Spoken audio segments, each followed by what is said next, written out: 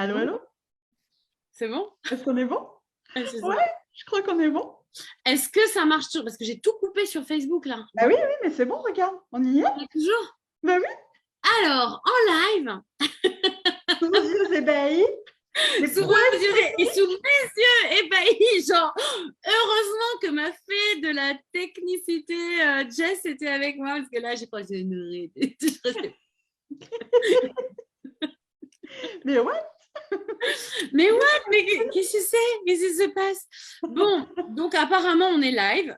Donc, tant yes, mieux. et il y a déjà du monde avec nous, je vois. Ah, mettez-nous Non. des petits commentaires. Si, il y en a plein qui regardent la fête. Il y a 8 personnes qui m'ont vu me bananer en live en technique, c'est génial.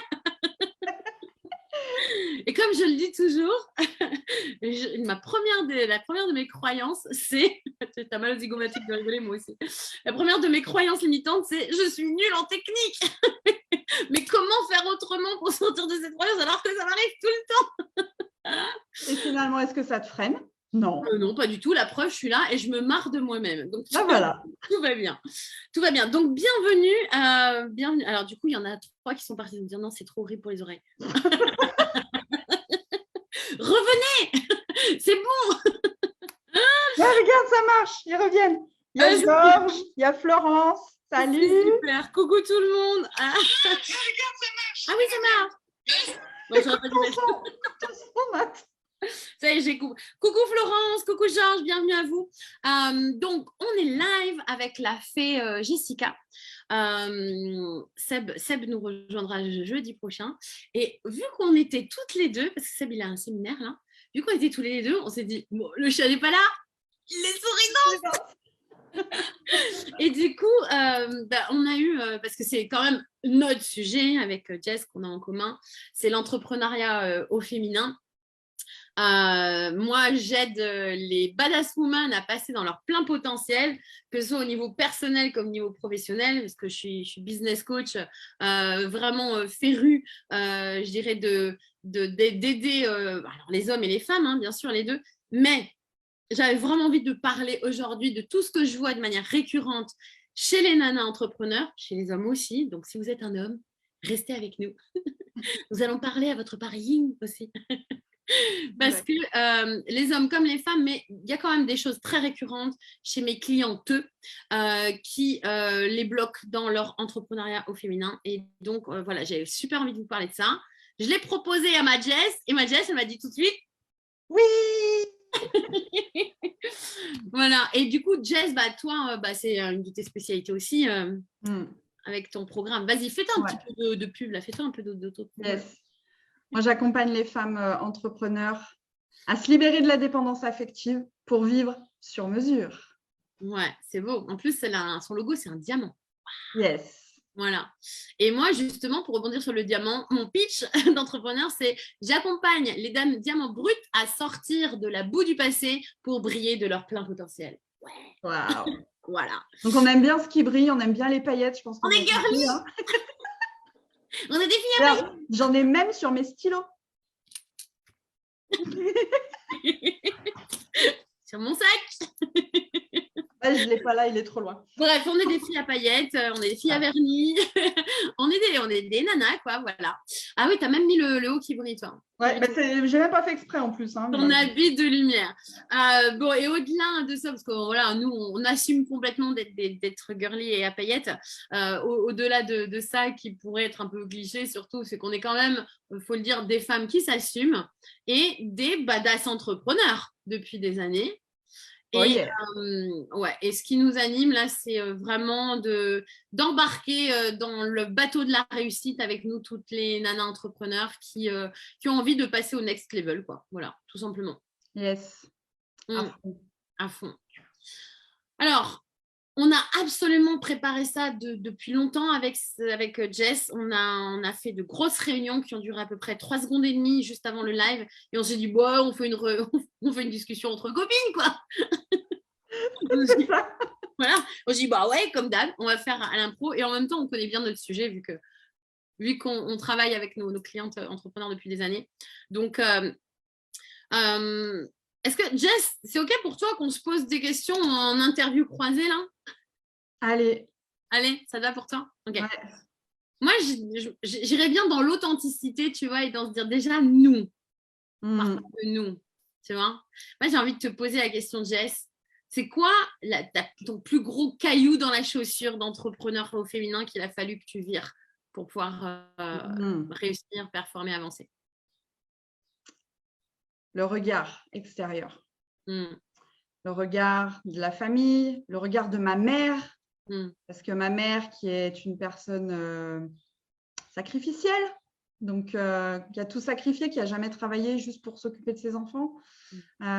Et du coup, elle avait du mal à digérer le fait que je me choisisse en premier, le fait que je me fasse passer en premier et que parfois, du coup, je fasse passer mes enfants après.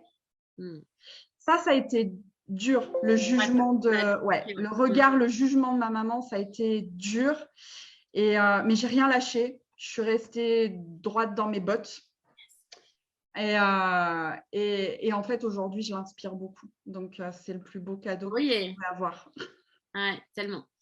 Ça, on le dit souvent hein, quand on fait des interventions, toi, Seb, moi, enfin bref, on le dit souvent, c'est l'importance de veiller à avoir un environnement sain autour de nous. Et un environnement sain, c'est souvent d'ailleurs, c'est pas nos proches, c'est pas nos proches un environnement sain dans le sens où, alors je dis pas qu'il faut couper forcément avec sa famille, c'est pas ce que je suis en train de dire, pas du tout. Ne me faites pas dire ce que je n'ai pas dit. Ce que je veux dire, c'est qu'un environnement entrepreneurial sain, c'est de faire le tri parmi les gens à qui on demande leur avis et de choisir nos pairs, c'est-à-dire d'autres entrepreneurs ou des gens qui vont être bienveillants, c'est-à-dire qui vont pas avoir peur pour nous. Parce que souvent, notre environnement, soit ils projettent leur peur pour nous, soit ils projettent leur propre peur et freins et blocages sur nous. C'est-à-dire, ce qu'ils n'ont pas réussi à faire dans leur vie, il va y avoir quelque chose qui va être en mode un peu comme jaloux, pas forcément conscient, ça peut être tout à fait inconscient, mais dire ben non, mais qui est l'autre pour réussir là où moi j'ai pas osé en fait en vrai. Et ça peut être complètement inconscient, mais néanmoins hyper bloquant. Moi, je sais que alors, ça peut choquer ce que je vais dire, mais je m'en fiche. De toute façon, complètement authentique comme toujours, je vais le dire. J'ai eu cette chance de commencer l'entrepreneuriat quand mes parents étaient déjà décédés. Je ne le dis pas pour rien. J'ai eu cette chance, pas qu'ils étaient décédés, c'est pas ce que je dis, mais je n'ai pas rencontré ça, je n'ai pas connu ça. Un tout petit peu vers la fin, parce que j'ai quand même commencé mes formations bien avant, de cesser d'avoir une paye qui tombe, enfin un salaire qui tombe chaque mois. J'avais commencé mes formations avant, mais je faisais en doublon. Donc, je faisais mon cabinet en même temps que je faisais mon plein temps. Donc, j'ai pas stressé mes parents, quoi. Ils n'ont pas été stressés pour moi. En revanche, ça m'a valu. C'était mon choix. Je l'ai pas fait par rapport à leur regard ou quoi que ce soit, parce que j'en étais pas du tout là. Je m'étais libérée de pas mal de choses déjà. Mais en revanche, j'ai fait ce choix de la sécurité financière aussi. Et c'est quelque chose que je vois beaucoup chez les nanas qui sont monoparentales, ce qui est mon cas. Toi, tu es monoparentale comme moi. Voilà. On sait bien ce que ça donne, on sait ce que c'est. Et ça, c'est un des trucs que j'entends souvent chez vous, les entrepreneurs au féminin. Ce bullshit que j'entends. Ah ben non, je peux pas, j'élève mes enfants, en plus je suis monoparentale, c'est difficile, machin. Oui, c'est difficile. Mais difficile n'est pas synonyme d'impossible. Jess l'a fait. Je l'ai fait. J'en connais d'autres qui le font. Donc, c'est possible. En revanche, ça demande simplement d'être organisé et de mettre ses priorités. Et à un moment, les enfants, c'est vrai, il faut assumer qu'ils ne soient pas notre priorité pour pouvoir nous réaliser en tant que femmes. Ça ne veut pas dire qu'on ne les aime pas. Ça ne veut pas dire qu'on ne s'en occupe pas. Ça ne veut pas dire qu'on est de mauvaises mères. Ça ne veut pas dire qu'on est négligente. Tout ce que je suis en train de vous dire, c'est des affirmations que vous devez vous faire au quotidien. Parce que oui, c'est vrai, on doit passer le cap de se juger, de culpabiliser, et le cap également du regard sociétal éventuel qu'on peut imaginer, qui n'est pas forcément réel, mais qui peut l'être, du c'est pas OK ce que tu fais, de te faire passer en premier, comme tu l'as expliqué, Jessica, Moi, je sais que, bon, alors, et ce regard, on peut l'avoir même pas dans l'entrepreneuriat. Je me rappelle qu'elle m'avait dit un truc pas gentil du tout. Bon, après, elle avait vu que je gérais, mais c'était pas cool. Et elle m'avait dit, ma fille avait quelques mois, je repartais au boulot, donc dans le salariat, hein, je repartais au boulot et elle m'avait dit, mais ça sert à quoi que tu aies fait un enfant pour le donner à garder à d'autres? Plume. Bim. Bim. En gros, tu sais, à l'ancienne. Parce qu'on parle souvent du patriarcat, mais le matriarcat, est-ce qu'on en parle? Oui, parce que du poids de notre lignée de femmes, de nos aînés et au féminin. Ouais, je veux dire, souvent, elles sont nos pires bourreaux aussi, c'est pas que les mecs, hein. Loin de là, loin de là. Donc il y a comme, avant c'était mieux, c'est un truc là qui te tombe dessus, avant c'était mieux. Donc en gros, c'est te prendre le matriarcat dans la tronche du oui, si tu veux être une bonne mère, bah, tu restes à la maison, tu t'occupes de tes gamins et plus tard, quand ils sont grands, en gros, quand ta vie est vide, c'est ça que ça veut dire, tu peux commencer éventuellement à avoir le droit de te remplir par toi-même. Bah non, fuck, c'est pas du tout ce qu'on veut. Moi, j'ai tendance à dire, parce qu'il y a des clientes qui me disent ça, et j'ai tendance à leur dire, imagine quel schéma, quel modèle de femme tu vas donner à tes enfants, à tes filles, à tes fils. Quel schéma de femme tu as envie. C'est vrai, hein, c'est hyper important parce que les enfants, ils ne font pas ce qu'on leur dit, ils font ce qu'on leur montre. Donc, si on reste des femmes sacrificielles, si on reste des femmes qui sont coincées, qui n'osent pas, qui ne vont pas vers leurs rêves et qui n'assument pas de mettre en place leurs rêves dans la matérialité, qu'est-ce qu'on apprend à nos enfants? On apprend à perpétuer, de se gâcher en fait, en vrai. Je sais pas, ça te parle ça? Ah oui, mais complètement. Et moi, je le vois sur... moi, j'ai 2 garçons. Hein. 2 garçons qui sont ados maintenant, 15 ans et 12 ans. Et de par leur retour, de par ce qu'ils me disent, surtout le grand, parce que le petit, il a un trouble autistique, donc il n'a pas conscience de tout ça. Mais le grand, il voit en fait la chance qu'il a d'avoir une maman épanouie et heureuse et pas déprimée H24. Ouais, c'est ça. Et ça lui apprend énormément du coup aussi sur les femmes et ça lui apprend aussi à respecter les femmes. Et je pense que je suis en train d'élever un bon petit gars qui va devenir un super bonhomme, un homme juste extraordinaire. Donc ça, c'est une très grande fierté et je me rends compte que finalement, toute cette transition que j'ai faite, ça m'a permis de devenir aussi une meilleure maman. Parce que je me fais passer en premier et ils comprennent aussi que c'est important de penser à soi et de ne pas vivre sa vie à travers celle des autres. Ouais, tellement. Et c'est aussi une leçon de vie à travers l'entrepreneuriat et oser l'entrepreneuriat. Non seulement c'est du dev perso à l'état pur à longueur de temps, mais c'est aussi apprendre à mieux s'aimer. C'est-à-dire que se faire passer en premier et oser son talent, oser incarner son talent, oser l'offrir au monde, c'est hyper inspirant pour nos enfants, c'est hyper inspirant pour d'autres personnes autour de nous. Mais en premier lieu, c'est d'abord inspirant pour ceux qui vivent avec nous. Ouais. D'ailleurs, mon fils, il veut devenir entrepreneur. D'ailleurs, ma fille, elle veut devenir entrepreneur. Alors, ça ne sera pas du tout dans le même domaine. Mais là, à la rentrée de septembre, déjà, il commence son école en alternance parce qu'il a envie de devenir indépendant aussi. Et quand il sortira de l'école, il aura déjà 7 années d'expérience et il pourra créer sa boîte. Ouais, c'est top, c'est top. Et moi, je vois bien à quel point ça leur met un état d'esprit de winner, en fait, en vrai, d'avoir des mamans qui sont en mode badass comme ça. Parce que tu vois, ma fille, elle est venue il y a quelques temps, il y a à peu près 1 an qu'elle a commencé à me dire ça. Ouais, peut-être un petit peu plus, 1 an et demi. La mienne, elle a 17 ans. Hein. Elle est venue me voir en me disant, maman, est-ce que tu veux bien m'apprendre à réussir comme toi?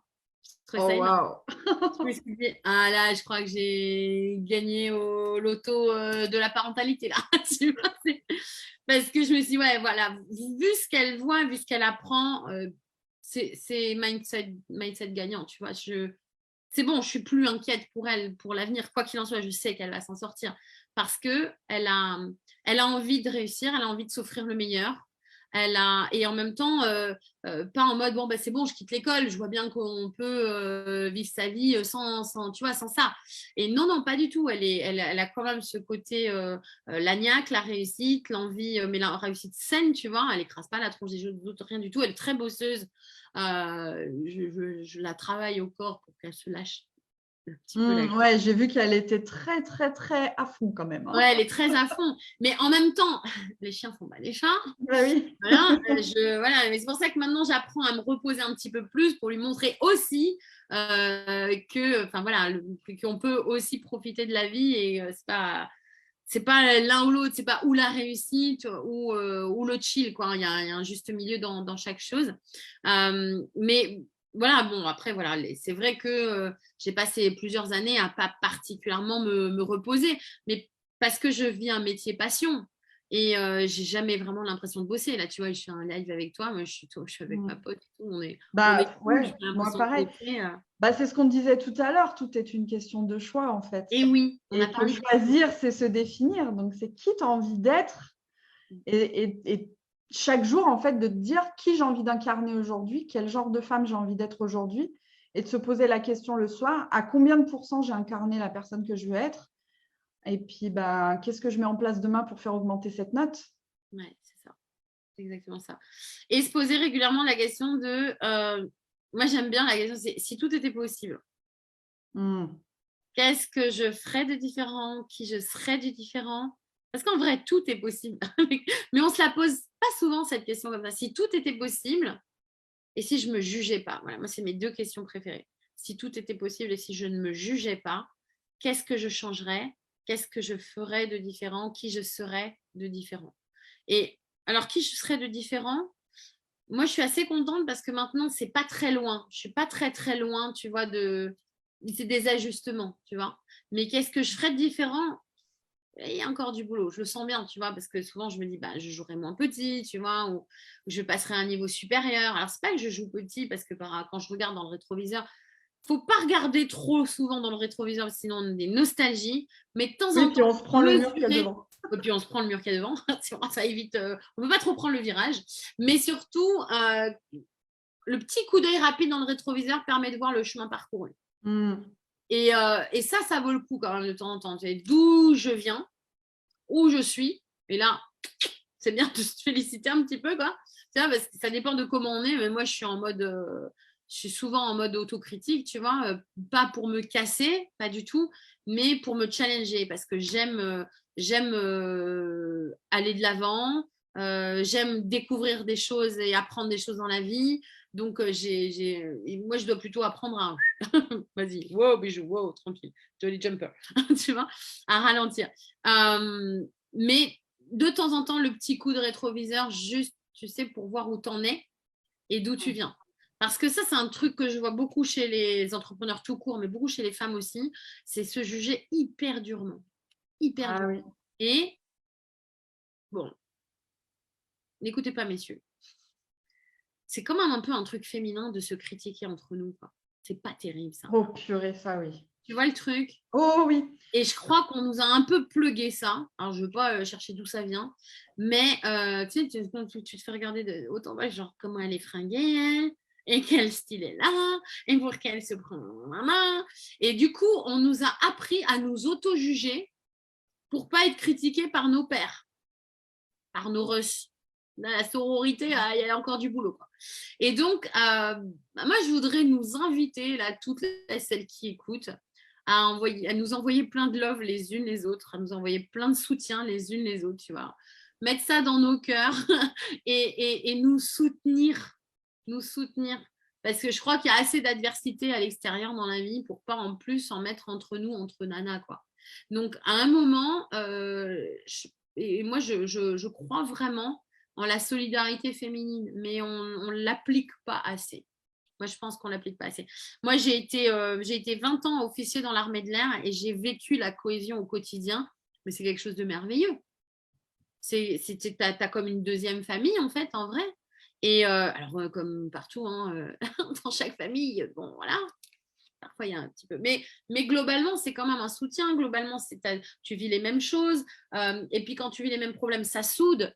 Et je pense que on devrait monter un club de femmes entrepreneurs, Jess, tu vois, mais en mode sororité, vraiment pour se soutenir et se trouver belle, se trouver forte, se trouver whiz, tu vois, et s'apporter un regard qui soit soutenant et que la critique soit toujours constructive et non pas plombante, quoi. Ouais, c'est ça. Parce que du coup, comme on se fait quand même beaucoup critiquer, et pas que par les nanas, hein, mais comme on se fait quand même beaucoup critiquer, on a tendance du coup à soit ne rien faire, soit ne pas oser se montrer, soit se cacher. C'est vraiment un truc que je vois beaucoup. Hein, et les femmes, elles ont un problème, les hommes aussi, mais c'est beaucoup les nanas quand même, un problème d'image d'elles-mêmes et d'oser s'exposer, d'oser se montrer. Ah bah, oui, parce qu'il y a un message quand même avec les réseaux sociaux aujourd'hui qui est véhiculé quand même, c'est que si tu n'es pas top canon Instagrammable, tu n'as pas le droit de te montrer, quoi. C'est tu devrais rester caché chez toi, comment tu oses te montrer rien que tu regardes les commentaires sur des genre des TikTok ou des trucs comme ça, ça fait juste peur, quoi. C'est normal que les nanas, du coup, ça les freine. Mais moi, j'ai quand même envie de dire, c'est que toutes ces nanas aussi qui vont aller juger comment tu es habillée ou le moindre petit bourrelet ou le moindre petit truc, ben, c'est juste des nanas qui ne s'assument pas et qui, elles n'oseraient pas se montrer, en fait. Elles n'ont rien d'autre à faire. Elles n'ont rien d'autre à faire. Et en plus, si tu vas voir leur réseau à elles ne publient rien. Elles ne se montrent pas ou alors avec 3 tonnes de filtres. Ouais. Donc, à un moment donné, il faut se poser les bonnes questions. C'est ça. De qui vient la critique et en quoi je lui accorde du crédit. Et puis, en quoi elle me fait grandir aussi. Parce qu'une critique qui fait mal, ça veut dire que c'est un cadeau, en fait, pour te dire le truc que tu as encore à aller nettoyer et à travailler sur toi-même, quoi. Moi, maintenant, les haters, franchement, avant que ça m'atteigne, il faut y aller. Pourquoi ? Parce que j'ai tellement bossé sur moi. Non, mais sérieux, hein. Tu vois, quand... Bon, moi, je suis en surpoids, ça se voit, je ne peux pas le cacher en même temps. Bon, voilà. Mais les haters... il s'attaquait à ça. Je dis, mais viens me chercher sur mon professionnalisme à la rigueur. Tu vois, viens, puisque je ne suis pas en train de m'afficher comme étant la Miss Bikini de l'année. Je suis en train de m'afficher en tant que femme entrepreneur, tu vois. Donc, viens me chercher sur mon sujet à la rigueur. Mais pas sur un truc genre, tu as des grandes oreilles ou tes cheveux, ça ne me plaît pas ou tu as des rondeurs. Enfin, à un moment, je n'ai pas de grandes oreilles, mais à un moment, c'est tellement ridicule que ça ne peut pas t'atteindre, tu vois. Et si ça t'atteint, moi je l'ai toujours pris comme des cadeaux. Si ça t'atteint, c'est que j'ai encore un truc à nettoyer à ce niveau-là. Donc merci à eux, big love. Allez vous faire foutre, bande de cons. Mais merci pour le cadeau au passage, tu vois. Et du coup, je vais bosser ça. Je m'envoie du self-love là.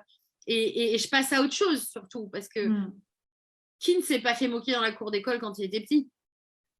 Mais du coup, c'est un choix de se dire, ok, je continue à sortir dans la cour d'école et à y prendre du plaisir et à me faire des copains, ou je reste caché au fond de la classe à faire un dessin et à me cacher derrière la maîtresse.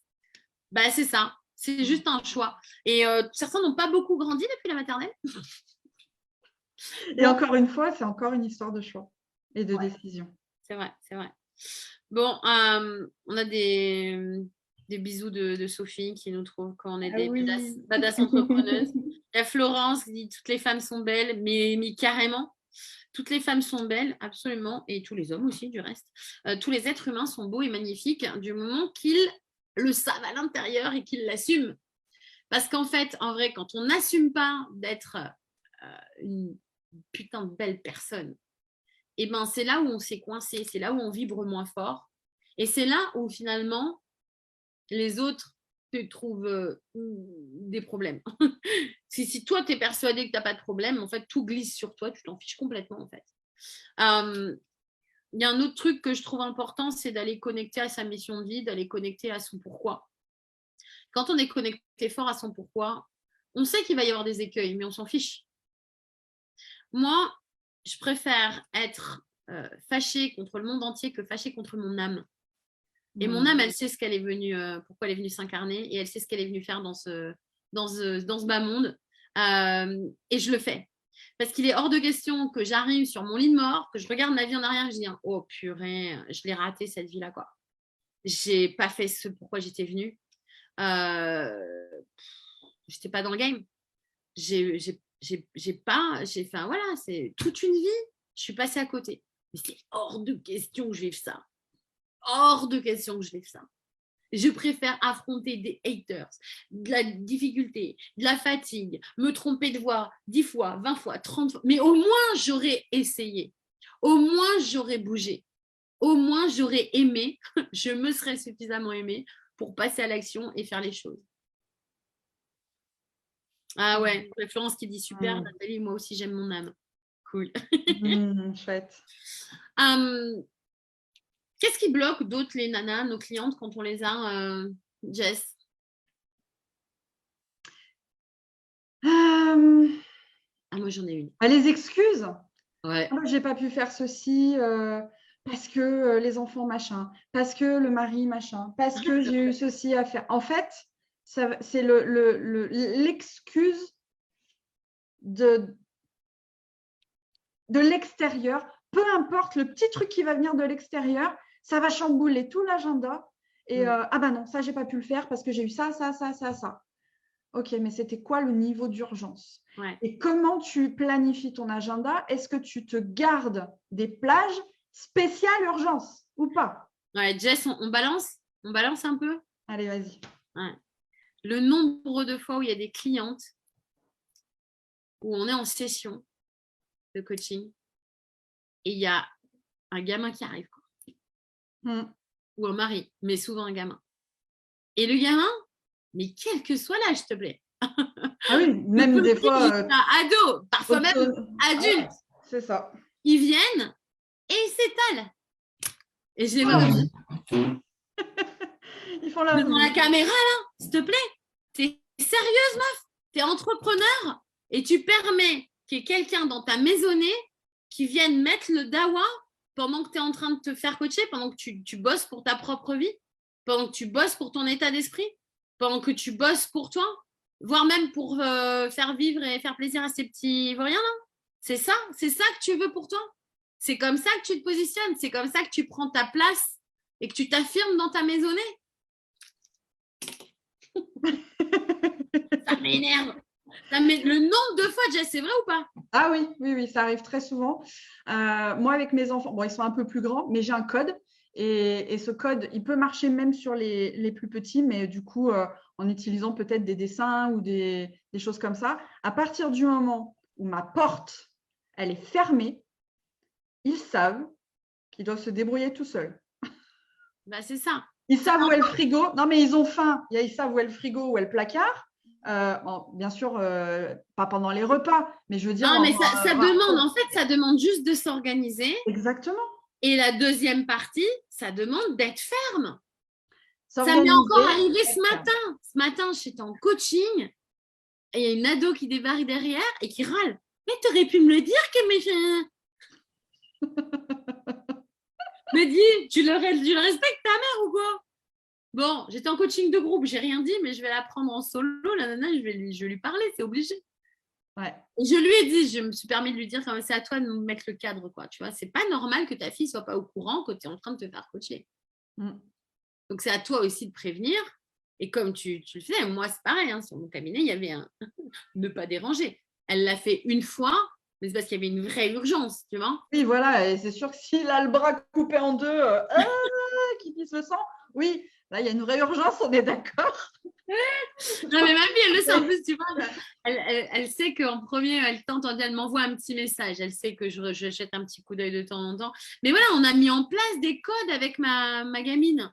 Et elle sait très bien que quand je bosse, je bosse. Et c'est d'autant plus valable pour les web entrepreneuses parce qu'on bosse à la maison. Donc, c'est hyper important. Et alors, ça aussi, hein, je veux dire, il y a le coworking, ça existe. Hein. Vous pouvez vous barrer de la maison. Si vraiment c'est compliqué pour une raison ou une autre, en gros, hein, parce que vous n'avez pas encore positionné votre affirmation de soi et pris votre place. Hein. Mais bon, pendant que c'est en train d'être mis en place, barrez-vous. Allez bosser ailleurs. Trouvez quelqu'un qui s'occupe de vos gamins et barrez-vous. Sinon, si vous êtes vraiment toute seule, moi je prends pas ces excuses-là parce que je l'ai vécu. Dire, moi, je suis très, très loin de ma famille. J'ai toujours été monoparentale, seule, c'est-à-dire ultra isolée. Donc, j'avais personne sur qui compter pour garder ma gosse. Donc, ça m'a juste demandé d'avoir une éducation très claire, très affirmée. Et du coup, Randy-Randa, hein, moi, je ne rentre pas dans sa chambre comme ça. Hein. Il faut que je toque, il faut que j'attende oui. C'est logique, elle a mis en place son truc aussi. Mais ce qu'elle fait pour moi, je le fais pour elle et vice-versa. Voilà. Et du coup, il n'y a plus de problème à ce niveau-là. Mais pour moi, c'est ultra parlant quand ça arrive, quand je suis en coaching avec des femmes entrepreneurs. Je me dis, ah ok, bon, on va bosser sur le positionnement là, je crois. Ça arrive quand même pas mal. Bah vas-y, allez, on balance un autre truc. Qu'est-ce que tu as remarqué, toi? J'ai rien qui me vient là pour l'instant tout de suite. Moi, je crois que l'image de la mère. Le manque d'équilibre aussi, d'équilibre des domaines de vie. Ouais, c'est vrai.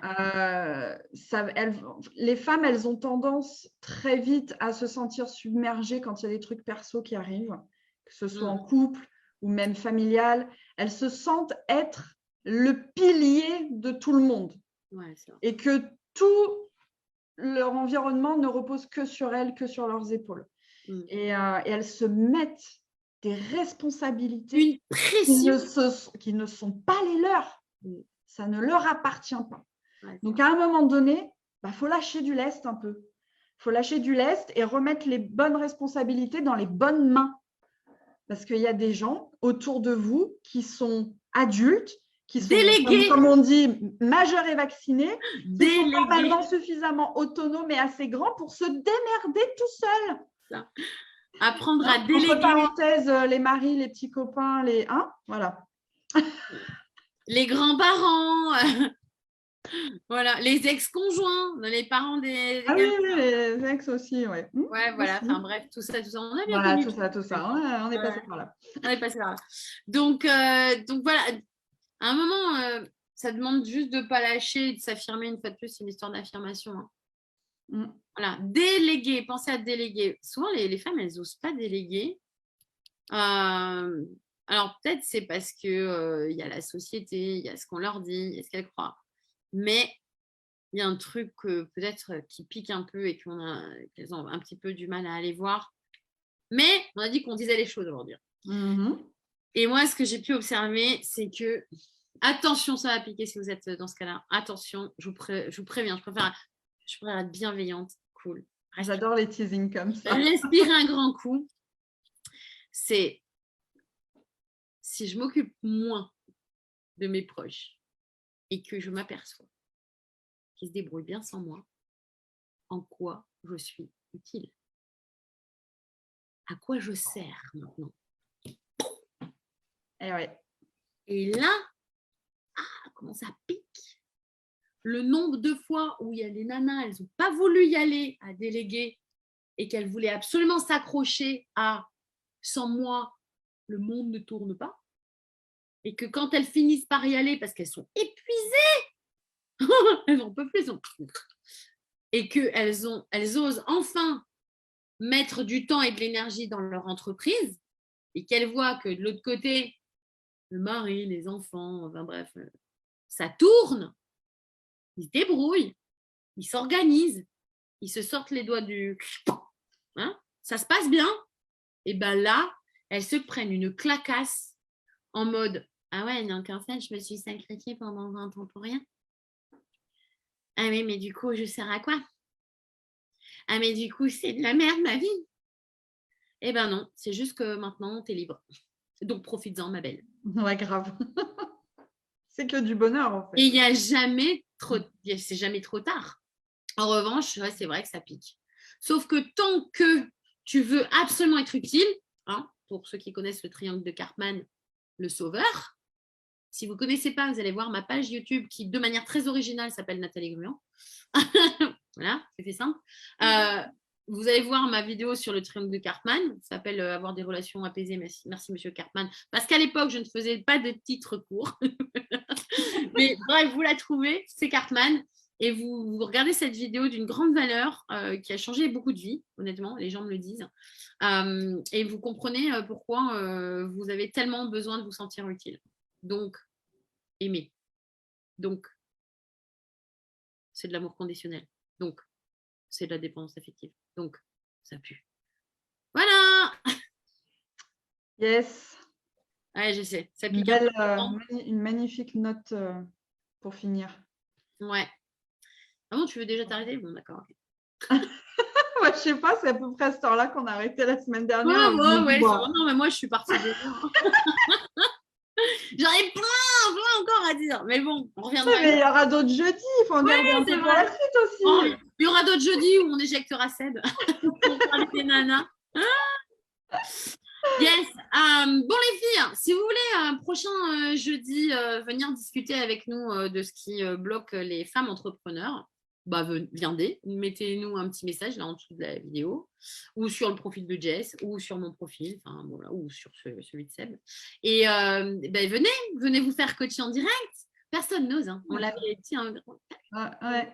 Mais ça pourrait être sympa qu'il y ait du monde avec nous, qui nous pose des questions en direct. Ouais. Ça pourrait être cool. Bon, alors, on vient juste de commencer à faire. C'est le 3e qu'on fait, je crois. Ouais. 4e. Et donc, bah, voilà, on commence juste, mais je crois que c'est un. Bah, c'est pas, je crois, c'est forcément. Ça va être récurrent déjà, parce qu'on, de manière très égoïste, on kiffe le faire. Voilà. Voilà. Ça pourrait s'arrêter là. Vous pourrez arrêter tout. Ne nous regardez pas, on le ferait quand même. Mais bon. De toute façon, on le fait déjà. On le fait déjà. Pas en direct, on le il y a Gabriel qui dit vous vous éclatez toutes les deux. Bravo. Bah, grave qu'on s'éclate comme d'habitude. Et en même temps, si ça peut inspirer ne serait-ce qu'une seule personne pendant un live, alors on aura gagné. Ouais. Yes. Okay. Donc, l'entrepreneuriat au féminin, c'est juste un merveilleux chemin de puissance féminine pour libérer la femme sauvage qui est en vous. Parce que la femme sauvage, c'est quoi? Ben, c'est aller connecter à toute sa puissance dans le yin comme dans le yang. C'est aller connecter à toute sa puissance innée. Hein. Moi, je fais bien la distinction entre la puissance innée et l'impuissance acquise. Donc, j'aimerais bien faire un live là-dessus parce que l'impuissance acquise, c'est quand même un gros sujet qui revient vraiment très régulièrement quand je coach mes clients à atteindre leur plein potentiel. C'est tout ce qu'on nous apprend depuis qu'on est gamin qui vient grignoter notre pleine puissance, notre plein potentiel avec lequel on s'incarne, hein, avec lequel on arrive direct, bim, bam, on est complet, on a tout en nous et notre environnement fait que pour passer ça grignote ce potentiel. Donc voilà, les filles, ça pleure et c'est fragile. Les garçons, ça doit être fort, ça pleure pas et ça doit être protecteur. Tous ces trucs à la con. Hein. Mais qui n'empêche, qui implique que souvent les femmes entrepreneurs sont encore en mode sacrificiel, n'osent pas leur pleine puissance, jouent souvent malgré elles à être des petites choses fragiles. Voilà. Et on balance un dernier truc qui pique. Bah, et que quand elles osent leur puissance, ça fait peur aux hommes et elles sont fuies, décriées, rabaissées, mises la tête sous l'eau et qu'il faut être doublement forte pour oser être une femme puissante dans ce monde qui n'admet que des petites femmes choses fragiles, voilà, qui n'osent pas être dans leur plein potentiel.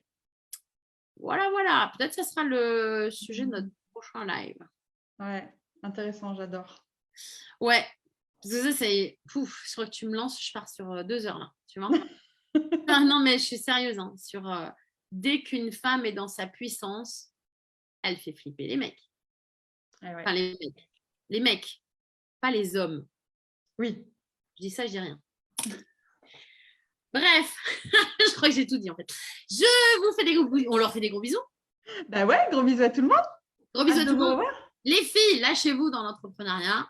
Enfin, les femmes, soyez dans votre puissance de femme. Osez être dans votre plein talent. Osez développer votre plein potentiel. L'entrepreneuriat, c'est une voie royale pour développer son plein potentiel. Le salariat aussi, mais différemment. Voilà. Donc, nous, notre sujet, c'est les femmes entrepreneurs. Et on avait envie de vous soutenir, mesdames. On avait envie de vous prouver, de vous montrer, de vous inviter à vous révéler parce que vous êtes belles, vous êtes puissantes et surtout, vous êtes libres. Ne l'oubliez jamais. Vous êtes libres de vos choix. On est dans un pays où on est libre de nos choix. Donc, profitons-en. C'est ça, exactement. Bon, des gros bisous. Un gros bisou. C'était un plaisir. Brillez. Salut les petites paillettes. Salut. Salut.